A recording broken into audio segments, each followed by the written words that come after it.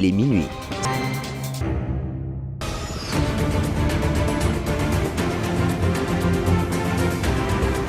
Tout de suite, votre dernière édition du soir, Central Tonight. Central Tonight. Central Tonight. Yaïda Manga. Ravi de vous retrouver, chers auditeurs, pour cette dernière édition de la soirée Central Tonight sur la Central FM, dont voici les titres. Le mouvement F24 a fait face à la presse hier mercredi pour demander au gouvernement de garantir des élections libres et transparentes. Vous aurez les détails dans ce journal. Les élèves du CEM Kandiaï à Vélingara ont déserté les classes mercredi. Ils dénoncent le manque de tables-bancs, de professeurs et d'électricité. L'actualité, c'est également le réchauffement climatique, le déboisement, entre autres, qui sont les causes de la désertification. Cependant, des solutions sont préconisées. Sira Kamarandao nous en dira plus. Telles sont les lignes phares de cette édition. Le développement, c'est dans une poignée de secondes.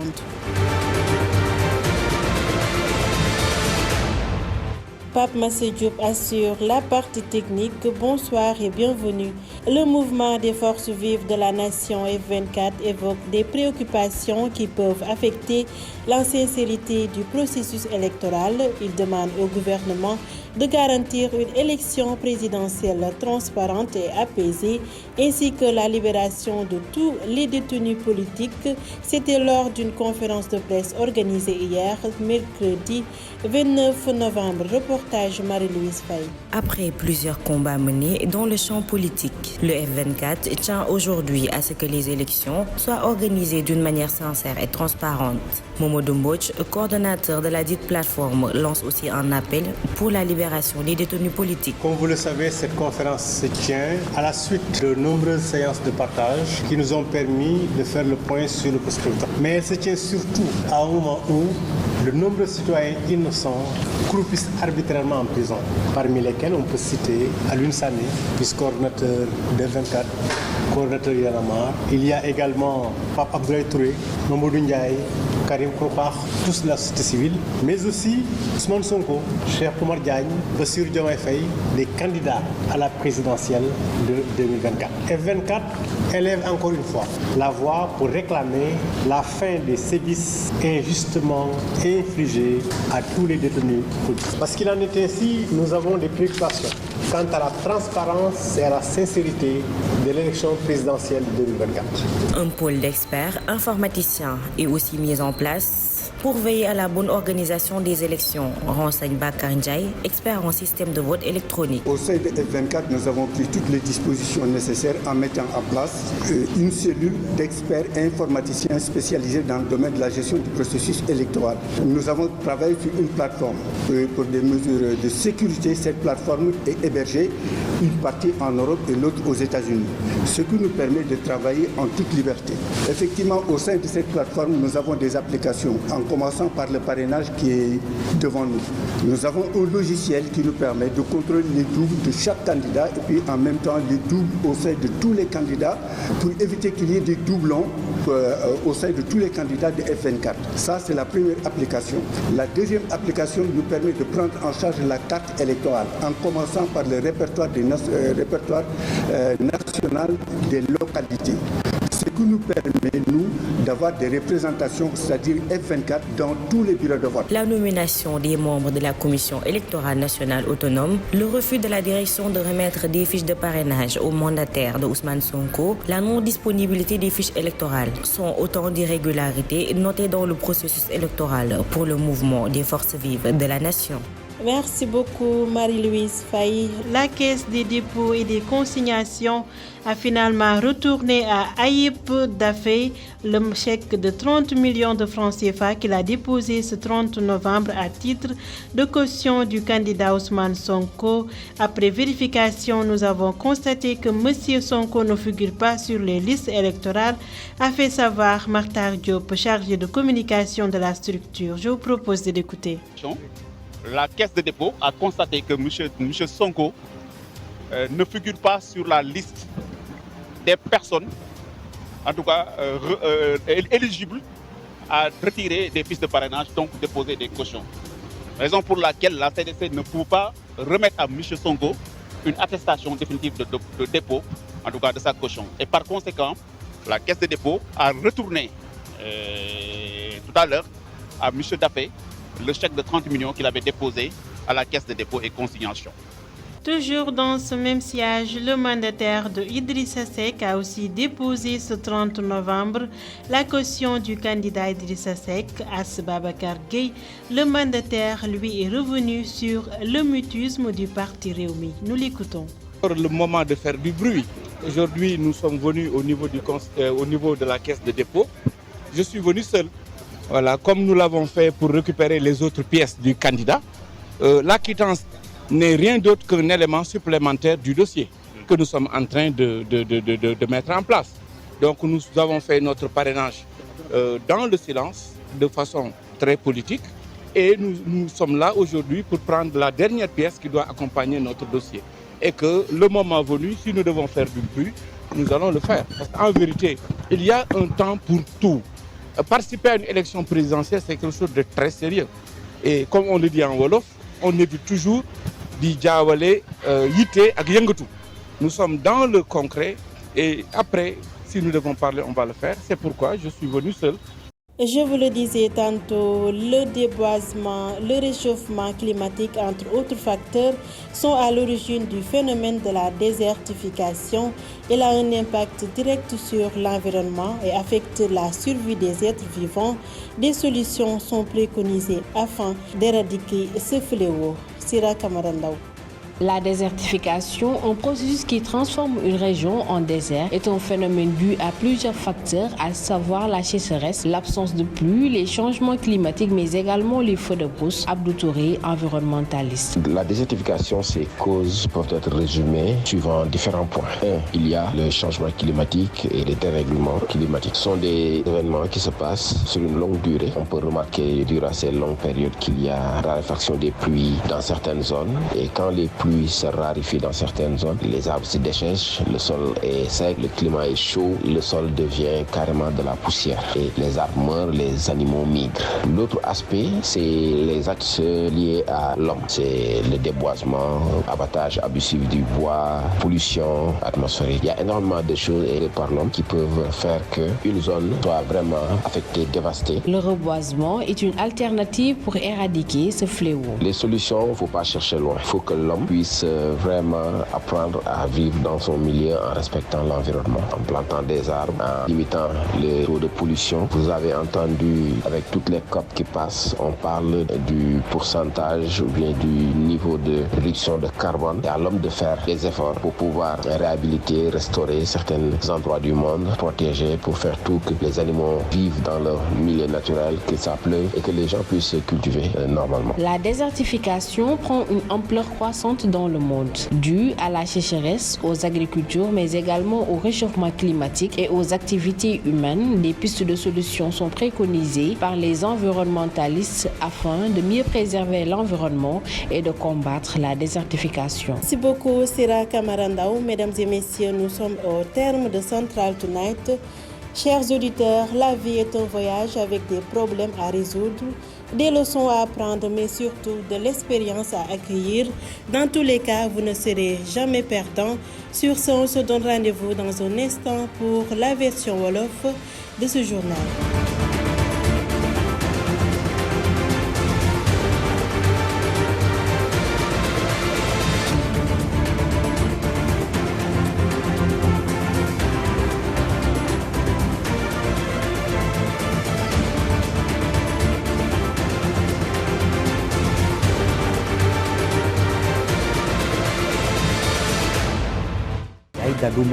moo nekk ba tey ci kàddu gi mbokk yi gannaaw bañ leen nuyoo dal leen nag jàmm ci xibaar yu mujj yi fii ci Central FM ñu jukki leen di fi gën a fës.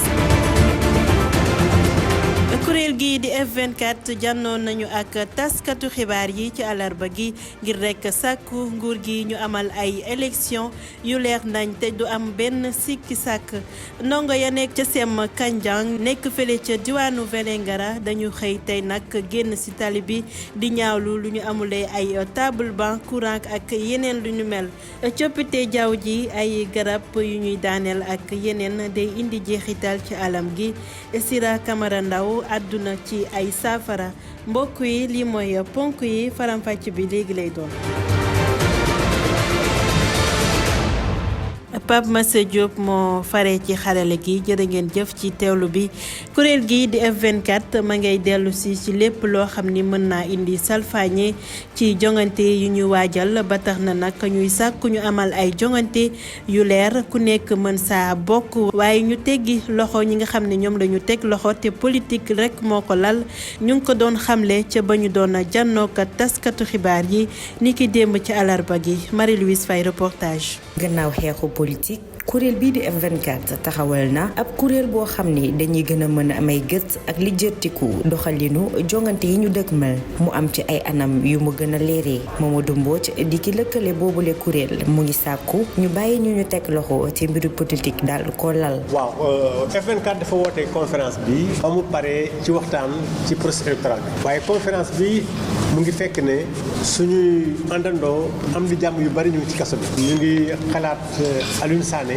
mu nga xam ne mooy vice coordinateur F24 mu ngi ci kaso bi ay fani fan mu fekk fa ñi ñuy wax Karim Xrum Xax fekk fa Pape Abdoulaye Touré ak Mamadou Ndiaye ak ñeneen fekk fa itam ay candidat présidentiel yoo xam ne F24 lañ bokk muy Ousmane Sonko di Cheikh Oumar Diagne di Bassirou Diomaye Faye ñëpp a ngi ci kaso bi donc ñu ngi yëkkati suñu baat di ñaan ñu bàyyi ñooñu parce que amuñu lu ñu def ci kaso bi ñu ngi wax àddina yëpp nag ne leen dëkk bi réew mi li fi xew mu ngi ñu bëgg a jaaxal ndaxte loi yi ñu ngi leen di salfaañe ñu ngi tëj nit ñi te ñu ngi def loo xam ne baaxul ci réew mi. teg nañu it ab bànqaas buy lëkkale ñu seen xam-xam màcc ci jumtukaay xarale yu yees yi ngir mën a gën a saytu jongante yi ñu dëgmal Bakar Ndiaye bokk na ci kàngam yu seen xam-xam màcc ci mbir moomulee. jël nañ toutes les dispositions nécessaires de telle sorte que sur le plan sécuritaire de telle sorte que toutes les informations yi ñu géré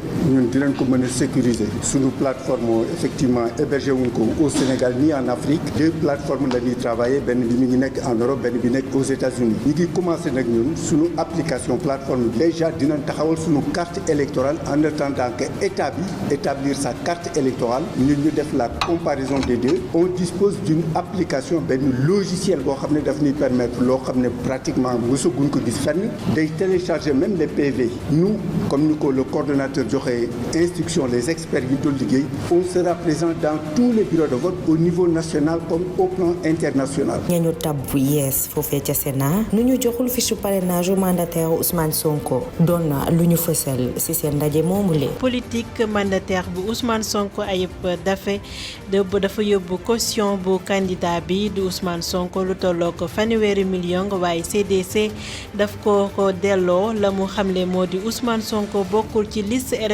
électorale yi bu ñu sukkandikoo ci ki yor seen kàddu Makhtar Diop moom sax la ñuy teewlu ak Central FM.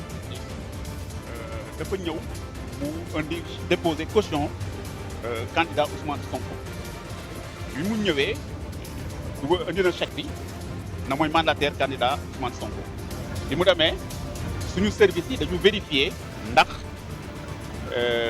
Ousmane Sonko mën na déposer wala déet bi ñu xoolee la liste des personnes ñi nga xam ne ñoom la ñu autorisé ñu jël parrainage gisuñu si trop Ousmane Sonko loolu moo tax ñu au suñu huissier na ko dellowaatal monsieur Ayib Daffé chèque gu Ousmane Sonko chèque bi mu déposé notifié ko ne Ousmane Sonko kat pour le moment mënul déposer caution à la caisse de dépôt et consignation loolu moo tax jox ñu ko attestation quittance de dépôt lañ ko joxoon donc bi ñu vérifié la procédure mooy bëgguñu ku ñëw déposer xaalis dana jox benn quittance maintenant l' attestation définitive bu ñu vérifié lañ la koy jox mais bi ñu vérifié donc ñu xam ne kii waru mën déposer moo tax ñu décidé delloo ko chèque am bi fi andi woon jox nañ ko huissier ba yóbbul na ko monsieur Ayib Daffé. ba tey ci wàllu woowu kii di mandataire Idrissa Seck moom it yóbbu na caution bu candidat bi di Idrissa Seck moom it nag dellu siwaat na si lan moo waral seen tekk-tekkaar jamono ji dañ koy teewlu ba tey ci taataanukaay Central FM. national la voilà ñëw nañu je suis venu seul avec le chargé de com du président qui est derrière moi parce que lii ñu ñëw nii du lenn lu dul ñëw indi 30 millions jébbal ko jël ab pièce bu tudd quittance yokk ko ci yeneen yi maanaam kayitu juddu baak certificat de nationalité baak ak ya ca des dajale ko donte ni pare nañu suñu parrainage di xaar nag tirage au sort pour mën a déposer donc vraiment li ko président Idrissa Seck di waxee rek buy taw kenn du fabeere beneen bi aussi mooy dañuy bañ a jaawale yitte ak yëngatu bi mën naa bare mënoon nañ fi ñëw indi ay oto yu bare yëngatu mais du loolu yitte bi mooy dugg ci biir yóbbu ay kayit yu leer yóbbu chèque bu baax ñun la baax na jox la cette quittance nga dem ci loolu lañ toll et que je pense très bien que ñu ngi xaar le tirage au sort def nañu lépp nag lu ñu war malgré notre expérience parce que bokk ci ay élection présidentielle dafa nekk lu sérieux nga xam ni duñ la ko boo ci nekkee vraiment temps wu wax sax amoo ko donc def nañu daal lépp li nga xam ne à dimension humaine war nañ ko mën a def pour vraiment li ñu laaj ñu def ko di xaar nag tirage au sort bi di ñaan yàlla nekk ci position yu baax a baax ba li nga xam ni expérience bi ñu am ak vraiment ak série bi ñu ci def ñu mën a jàll sans problème. dañuy àddu wax ci leneen garab yu ñuy daaneel coppite jaww ji ak yeneen mooy sooke saa su ne yenn bërëb ñu fay nemmeeku désert lu ni mel nag indi ay jeexital ci alam gi gàncax gi ak dundinu askan wi ay jéego teg nañ ko ngir saafaral lu ni mel Sira Camara Ndaw reportage. bërëb yuy soppeeku nekk ab désert doon na lu ñuy nemmeeku ci àdduna gi wërngal këpp li koy soxe bokk na ci bekkoor ñàkkum ndox coppite jaww ji waaye tamit daay Abdou Touré xam-xamam màcc ci wàllum alam moo ñu ci indil ay leeral. désertification moom li koy indi question changement climatique yi si la bokk des fois dañuy gis benn zone boo xam ne bii ay yenn àll day toog lu yàgg dootul taw yenn dëkk suuf si day dem ba wow garab yi dee mala yi daw ñax mi jeex fa peu de brousse yi tamit si la bokk loolu yëpp ay affaire la yoo xam ne aussi yenn yi c'est lié à l'homme xam nga nit moom ni yàq rek lay xam ñi bëgg sàmm seen alam si nit ñi bëriwuñu. jëmbat ay garab mën naa doon porox ndoll ngir xeex li ni mel. li ñu war a def solution mooy jëmbat garab di suuxat di toppatoo àll bi di ko étudier di xool phénomène mala yi disparaître yooyu ak ci ay services yu mel ni service de recherche yi mën nañ ñu jàppale si loolu parce que ñoom dañuy gis des fois yu sori comme service météorologique yi ak scientifique yi wala xool wàllu jaww jeeg yooyu. bërëb yuy soppeeku nekk désert doon na luy wéy fii ci àdduna bi yëpp li ko waral nag bëri na rawatina yëngu-yëngu doomu aadama yi ñi seen xam-xam màcc ci wàllu alam nag teg nañ ay saafara ngir ñu gën a mën a sàmm alam bi waaye tamit xeex li nga xamante ni mooy désertification. jërëjëf Sira Camara Ndaw mbokk yi li moo fi nekkoon ci ay xibaar Yaada Manga moo nekkoon ci kàddu gi Pape Massa Diop fare woon ci xarale gi xibaar yi na fi dikkaat ëllëg bu juróom-ñaari waxtu jotee ci suba jërë ngeen jëf.